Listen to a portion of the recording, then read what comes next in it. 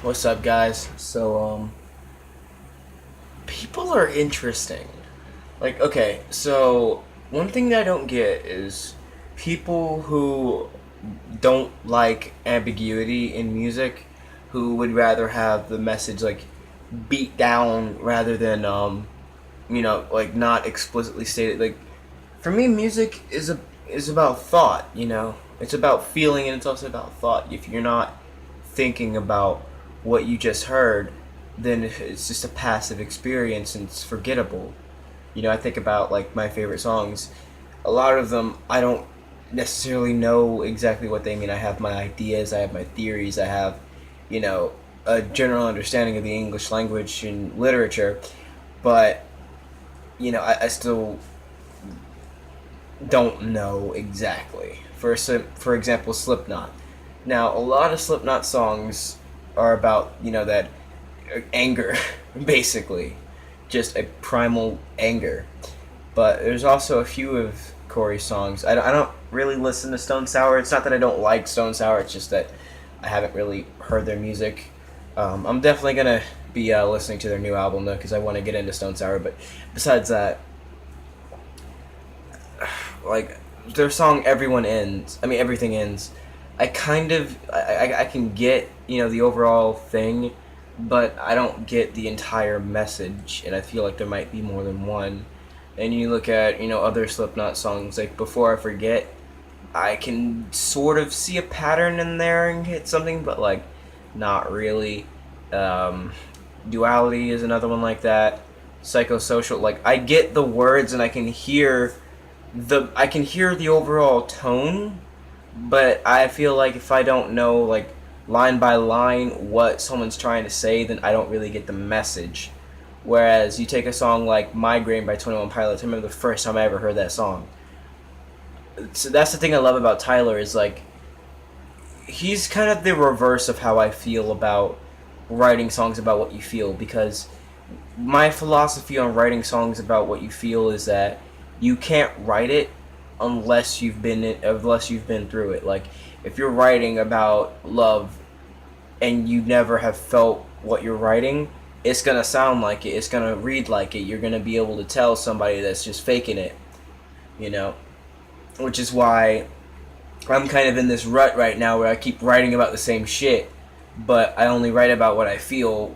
So it's like, well, I need some new experiences. I need to get my ass out there, or find some new shit to write about, or whatever. Right, make a story and write out that story. But I suck at writing musicals. I tried twice, so now I'm just working on like a story if it turns into whatever. But I don't talk about the story, just because it's kind of like my secret project. I like the fact that pretty much no like there is no outside thing.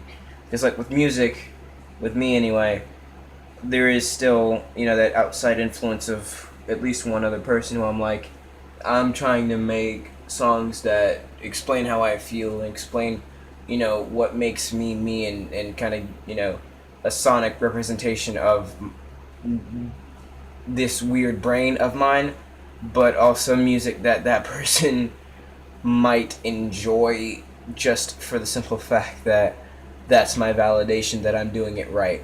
But anyway, to get back to Tyler and how he's kind of the reverse of that philosophy, is that when I heard "Migraine," it was I could hear it and I could understand it because I'd felt that way before. It's not just if you can't write it if you've never felt that way, but you can't understand it if you've never felt that way. And with a song like "Migraine," I feel like that's a really common feeling, or at least I hope it is, because it's a really common one of mine.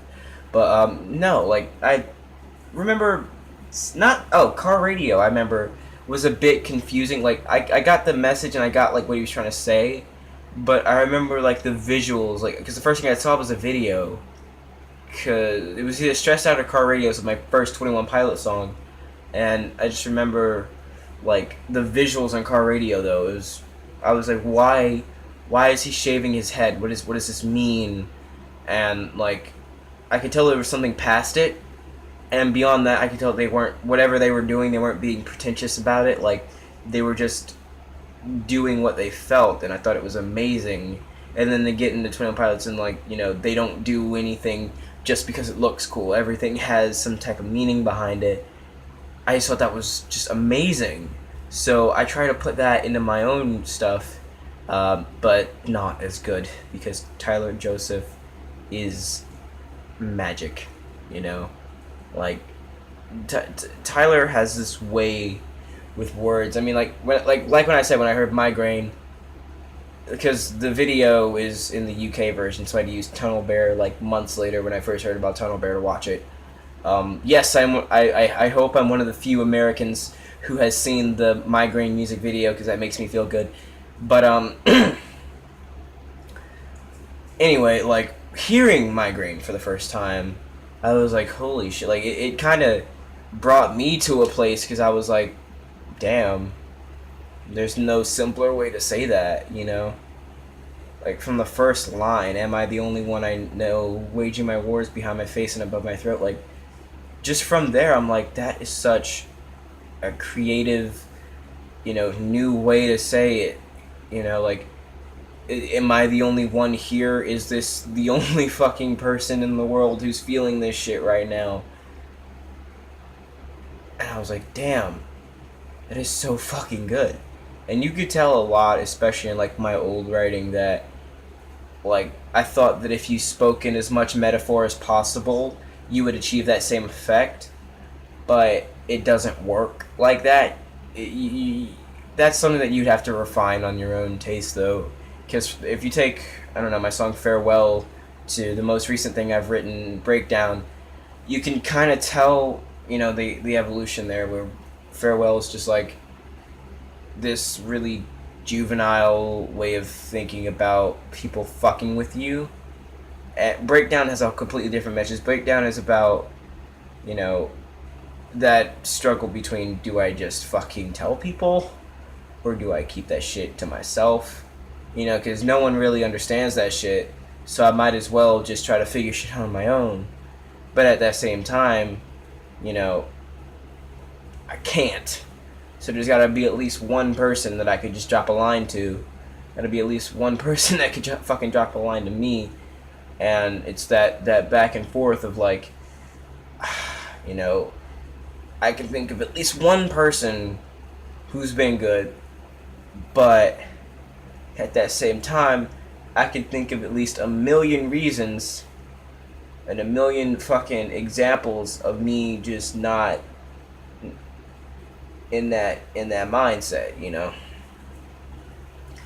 So you can tell that there's more there's more behind it than just the words being said. And I still do use the metaphors and stuff, like Islands is a big one for me. Dark and Light is a big one for me. The words you, Savior, and all those other words you might use in like typical religious music, I kind of commandeer into my music because I like that kind of like, kind of the ambiguity of 21 Pilots is like, you think that's what he's talking about. I mean, it is, like, that's been confirmed. 21 Pilots is a Christian band. I could care less, you know, I still love their music. But with me, it's like, unless you really know me personally, that's the part of me that, like, you're not really gonna get, you're not really gonna understand, is the fact that, like, I deify when I probably shouldn't, but I don't deify what normal people do.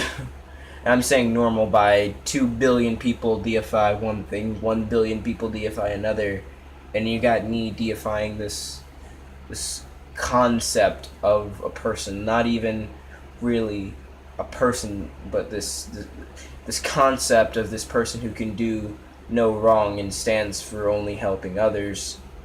And while part of me knows that that is impossible to exist, that everyone has done something wrong on some level and that everyone's kind of fucked, at that same time I'm like, well, seeing is believing, and I haven't seen it yet, and I don't want to see it. That's another thing, is like, that's the part that even if I did see, I would probably justify it to the world's end, because I'd be like, no, that's not how that works. That's not, no. And that's what helps me understand it, because I mean, even like Alan Turing, the picture, right there, right, that guy, you know, the whole theory about him committing suicide. I don't care what anyone says. I don't care what the commonly believed theory is. I will never believe that. And ever since I heard the second theory on how he died, about it being an accident, I won't believe anything else because I'm like, I'll take an accident before I'll take a suicide because I will not believe that. And I can kind of understand from other worldviews where they're like, there are just certain things that, have to be. And if that gets drilled into your brain enough, those are certain things that become objective fact. But kind of one thing that Anton LaVey said is in the Satanic Bible about self-deceit, is that, it's okay to lie to yourself for fun, like if it's about something that doesn't matter. But if you're lying to yourself for fun, then you're lying to yourself, so it's not really self-deceit. So that's what kind of sets me apart, is the fact that I know that both of those are just theories, but I also know which one I choose to believe. And I'm talking more about myself than I am about 21 Pilots, which is kind of worrying me because I'm not even gonna even. The whole reason I think deeper about anything at all is because of 21 Pilots. Like, I don't know what it was about them, but I think Stressed Out was my first song. Okay, I get it. Stressed Out was my first song. It's not my favorite 21 Pilots song, and even if it was, it wouldn't matter. But what I'm saying is, from Stressed Out, my first song, to now having heard, I believe, every 21 Pilots song, and then I haven't heard any of Tyler Joseph's, just no fun intended stuff. I haven't heard any of that. But still, just like the whole reason I think deeper on anything on any level was because with 21 Pilots, with their music being so ambiguous and so different, it's like you have to think about it. Like, yeah, some things I guess you could, kind of get, but then there's other things you gotta like double back. You gotta listen to that again and be like, what the hell did he just say? And like look at it by context, and like I love that shit, man. Like the first time I heard the Pantaloon, I had zero idea what was going on in that song, and I was like, what is this? Like, does he have a point in this song? Is there a point being made? Because I'm hearing a lot of things and I'm not sure that this is coming to a point. And then you listen to it over and over and over again and you're like, I think I get it. And oh, my kitchen sink. Let's talk about when I first. Kitchen Sink was one of those songs where I definitely did not understand it. It took me like a few to understand it. A lot of Vessel was like that though. Run and Go was like that. I still don't really understand the Run and Go. Again, it's one of those things where I kind of get it, but I don't know what point it's making. So yeah, the Run and Go was one of those songs I still don't really understand it. Screen was one of those songs like I got it, but as far as who is Tyler speaking to, it could be a love interest, it could be God, I'm not sure, but I know it's a beautiful ass song, We Don't Believe What's on TV, didn't really know what that one meant when I first heard it. Which, Doubt, no, I got Doubt. I'm trying to think, because there were songs from Blurry Face that I definitely, like, on first listen, either I wasn't listening that hard or I just didn't get. Trying to think right now. Not Today was one that I definitely identified with on first listen, same as Guns for Hands, where I was like, yeah, like, I shouldn't even try because there's no better way to say that. But you know who else got me thinking deeper? Marilyn Manson. Like, yeah, people give him shit, people blame him for Columbine, people do a lot of things for Marilyn Manson. I'm kind of angry with him right now because he won't release a damn album. Like, y'all don't understand. Like, I'm waiting for this shit. And I swear, if he just tours and it's called the Heaven Upside Down Tour and he actually doesn't release an album, I will kill him. Which would be weird. Oh my god, could you imagine when Marilyn Manson dies? That's gonna be sad as fuck. I might cry. Shit, dude. Well, that's depressing. But no, like Marilyn Manson, like my favorite song of his is Target Audience. when I first heard it, the only thing I really understood was the chorus. I was like, yeah, like you're gonna hear that a lot, but it's like I identify with like, yes, I agree. It's like,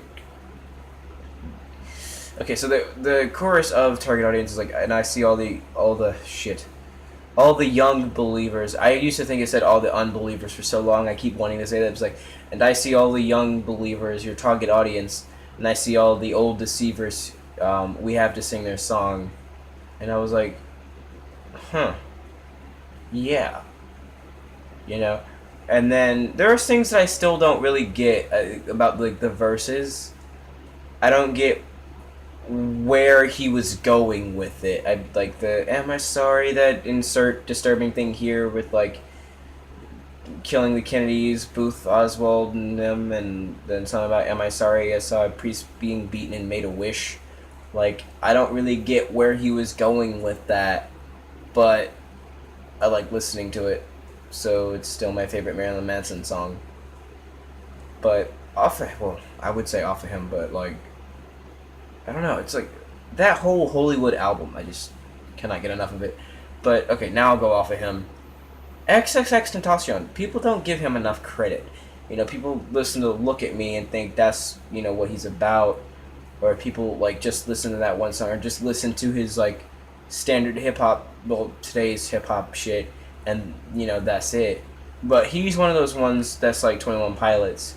You get it if you know what he's talking about. Because there's plenty of people that listen to 21 Pilots because they like the sound, they like the poppy shit. I get it. I don't necessarily like fans like that because of the deeper shit in it. And I guess I am. I'm not really one of those aggro fans like that, but I have that opinion. But definitely with XXXTentacion, where like I feel like there's a lot of people like stuff goes over their heads with him, because he's one of those ones where it's kind of like Slipknot, or well, yeah, it's kind of like Slipknot, where it's this rage in his music that I just love. It's something about like expressing anger through music that I like hearing. Yet I'm not a very angry person. Like I experience anger in short bursts. Like if I'm actually angry about something, give it an hour and I won't be angry anymore. Give it a few minutes and I'll already be less pissed than I was. Like I'm just not a very angry person, but it's something about angry music that I just like. I mean, I really love like classic like 80s hardcore. Like Minor Threat is one of my favorite. When it comes to punk bands, if it wasn't for Rise Against, Minor Threat would be my favorite punk band, but Rise Against exists. When it comes to rock, My Chemical Romance all the way. When it comes to metal, Ice Nine Kills, My Enemies and I have that. Oh my god, My Enemies and I do not understand a few of their songs. And I don't think it's because Jeff Hill is this like confusing, ambiguous writer. I think it's because Jeff Hill is saying things that I don't, that I don't identify with, I guess. Because that does actually happen, believe it or not. There are actually writers that I like that I don't really identify with their music, and their message kind of, I'm trying to think. Oh my god, Korn is definitely like that. Like when I heard "Take Me," I did not know what it was about. I completely got it all twisted around, and I saw Jonathan Davis explaining "Take Me," and I was like, oh, okay, because like I'm fucking 16. I've never had a hardcore drug addiction, so that's not going to be something that I've dealt with, and not something I know about. But the way that was just beautifully written, and I remember I used to copy that writing style a lot of like the singing from two perspectives thing. I thought it was amazing. And not just that, but like a lot of Korn songs, man, just go over my head. Rotting in Vain went over my head. I know I'm talking about shit from Korn's newest album, but yeah. I mean, I also listen to I have See You on the Other Side on a CD that's somewhere over there. I have Follow the Leader too, so it's not like I just listen to new Korn. But no, yeah, definitely Korn's like that. I'm trying to think of like other bands. MGK, nah, he's kind of explicit with what he means. But like the shit that he talks about definitely is stuff that like I don't know. So I just kind of listen to his music and like enjoy the energy, but not really know, like the deeper meanings of what he says. The Weeknd, after the pop song Professor kind of did his thing with the Weeknd, I still don't like the Weeknd. I don't like his music, but I can appreciate the deeper meaning in some of his songs. Ed Sheeran, not a very deep guy, but I just love his singing ability. Like, I'm gonna be completely honest, that dude can sing so good that it just overrides it, and like he's just so musically talented himself that it's like I don't even care, you know. I mean, I don't know if these bands have messages, but Slayer, Metallica, Lamb of God, definitely, like those classic metal bands that like don't really know if they have like a defining thing to be said, but I do just like listening to the music. Like Inner Sandman, what the fuck is that song about? Like I get what Master of Puppets is about. That's about drug addiction. I kind of got that on the first listen because you could tell from certain things he was saying. He was more out there, kind of like MGK. Like I would say that like Master of Puppets is closer to how I would write, where it's like some stuff is just stated, but some stuff isn't. Like explicit lines like taste me, and you'll see more is all you need." Like that's about nothing but drugs, and that's kind of obvious. But what the fuck is Inner Sandman about?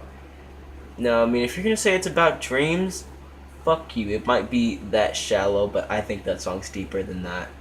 Um, you know what song though? When I looked up the translation of the lyrics to, I was kind of like, whoa. Rammstein's "Mein Herz brennt." Like when I first heard that song, not obviously, but I hadn't started learning German yet, so I didn't know what he was saying. But then as I started, I knew what the word for children was. So when I listened to the song again, I heard the word Kinder in it, and I'm like, what the fuck is like? It's Rammstein. I know what some at that point I knew what like a couple of their songs meant, and I knew the kind of imagery that they had put in their music, and I was like, okay, the word children is as a little bit of a red flag. What is the song about? And like for it to be about like getting through nightmares, like damn. And then for a song On a Dish, right? The reason I gravitated towards that song so much is because it was from a band that's like so kind of out there, like Marilyn Manson, but in German. They for them to for Till to write something so meaningful, so deep, and yet still so something that I would say. I mean, it really reminded me of, not to toot my own horn, but one of my songs, Bittersweet. Not in the sense that it, like, copied it, not in the sense that, like, it's the exact same thing, but that same feeling of, like, really, like, the two lines in it, like, mit dir stehen die Sekunden lohnen nicht. Meaning, with you, the seconds don't matter. Like, taking someone for granted, and then when they're gone, you're just like, fuck, what do I do now? And that was a little bit in Bittersweet, except I was coming from, I already feel like this, let's get past it. And I was like, look, regardless of what the current situation is, this is what's in front of you, this is what you have to deal with. So, no one's saying that you, like, will never ever hear from these people again. No one's saying that, like, the line's broken forever, but don't let that distance deter you from like, shit. Okay, basically, like, there's a line in Bittersweet that says, you never know what you have until you've lost it. If this line ever breaks, I won't cause it. Which was, to me, I still don't like that line, the last part, because it sounded a bit accusative, like, like, if we ever end up not talking, it's because of you, not me. And it sounded, one, needy on my part, and two, kind of a dickish thing to be like, if anything ever happens, it's your fault, but, like, that's not how I meant it, so that was weird, but I still kept it because I thought it was true, It's like, if something ever does happen where we're not talking anymore, it's either going to be your fault or neither. You know, it's going to be circumstances arose and shit just happens. You know, because I'm needy enough to know that I don't really see life without you. You know, and that's kind of a fucked up thing. You know, we should all be able to be independent, but some people just can't. You know, and you work past that, you get past that, and shit gets better. You know, that's one thing I love about music is that that's how you work past that. At least that's how I work past that. It's like when you write it and you channel it and you put that same energy in every instrument and you put it together, you have this fucking atom bomb of raw emotion. That's why I like hardcore music so much. Is it's not about skill, it's about feeling, and you really get that feeling in there, and it's like, oh my god, we've created the Frankenstein's atom bomb of feels. You get me? And I love that shit. I love it to death. You know. But yeah, like I remember one song that I was so sad that I don't have anymore. Another Shade of Black. Like I remember parts of it, but I the general premise of the song was like, you know, it was coming back here. I wrote that song out of, you know, sadness for coming back here because I was like, you know what, you know, you're expecting me to be something I'm not. You know, you're expecting me to be this like everything's better now. Like I'm moving away from the best people I've ever known, but everything is better now. You know, so I was like, yeah, well, it's fucking hard for me to, you know, see the bright side of shit when everything that I look at is another shade of fucking black. You know, whether it be, you know, a bright future, you know, or whatever, that's still just a really light shade of black. You get me? And like coming from that mindset, just getting it out there and you know, having it said so that I could then move past it. That's one thing. Is like if you don't, you know, get shit said, you'll just end up burying it, and then if you bury it, that shit'll either make itself worse or just never really go away. You know, like I've got a lot of cynicism, which I didn't think I had. I always thought that, like, yeah, you know, I had faith in humanity, but no, like I'm really cynical, and I don't like it because definitely have something that Henry Rollins said about hiding behind